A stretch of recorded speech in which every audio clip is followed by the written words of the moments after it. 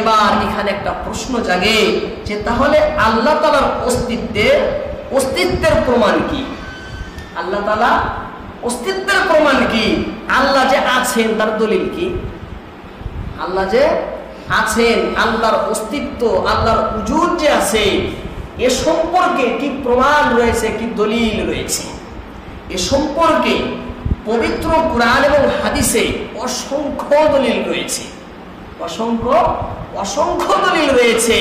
কিন্তু আমি আপনাদের সম্মুখে বাস্তব দলিল পেশ করব। বাস্তব তো বোঝেন, প্রকৃতি, হ্যাঁ, বাস্তব প্রকৃতি, এই জগতের ঘটা হওয়া, এই জগৎ দিয়েই আমি দলিল পেশ করব আল্লাহ তাআলার অস্তিত্বের প্রমাণ। এবং আল্লাহ যে আছেন তার দলিল হলো অসংখ্য অগণিত, কিন্তু সবচেয়ে বড় দলিল হলো নিখিল সৃষ্টি। সব থেকে বড় মজবুত শক্তিশালী দলিল হলো গোটা সৃষ্টি জগৎ, সমস্ত মখলুকাত, সমস্ত কায়নাতই হলো আল্লাহর অস্তিত্বের প্রমাণ, আল্লাহর অস্তিত্বের দলিল। এই সপ্ত আকাশ, সপ্ত জমিন, এই সাগর মহাসাগর, মহাশূন্যে বিরাজমান লক্ষ লক্ষ গ্রহ উপগ্রহ, পাহাড় পর্বত, মানব দানব, জীবজন্তু, শস্য উদ্ভিদ, এক কথায় এই মহাজগতের যাবতীয় বস্তু, একদম সর্বক্ষুদ্র থেকে শুরু করে সর্ববৃহৎ সৃষ্টি থেকে পর্যন্ত সকল সৃষ্টি আল্লাহর অস্তিত্বের সাক্ষ্য বহন করে।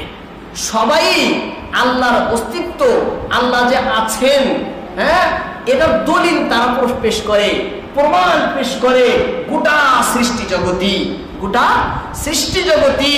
এই জন্য মহান আল্লাহ রাব্বুল আলামিন গোটা বিশ্বের মানুষকে তার নিজের স্বয়ং সত্তা সম্পর্কে যাতে মানুষ কোনো সন্দেহ পোষণ না করে, মানুষকে দ্ব্যর্থহীন ভাষায় বোঝাবার জন্য আল্লাহ তাআলা সূরা ইব্রাহিমের 10 নম্বর আয়াতে বলেন, আফিল্লাহি শাক্কুন ফাতিরিস সামাওয়াতি ওয়াল আরদ।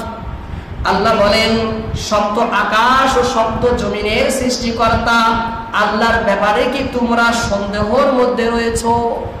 সপ্ত আকাশ, সপ্ত জমিনের সৃষ্টিকর্তা আল্লাহর ব্যাপারে, আল্লাহর সম্পর্কে কি তোমরা সন্দেহের মধ্যে রয়েছো?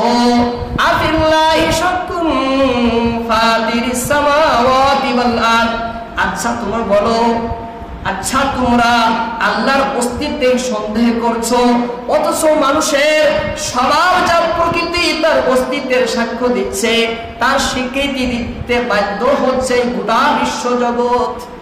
তাই যাদের প্রকৃতি ও স্বভাবজাত বিবেক ঠিক আছে, তারা অবশ্যই তার অস্তিত্বকে অবসম্ভাবী মনে করে।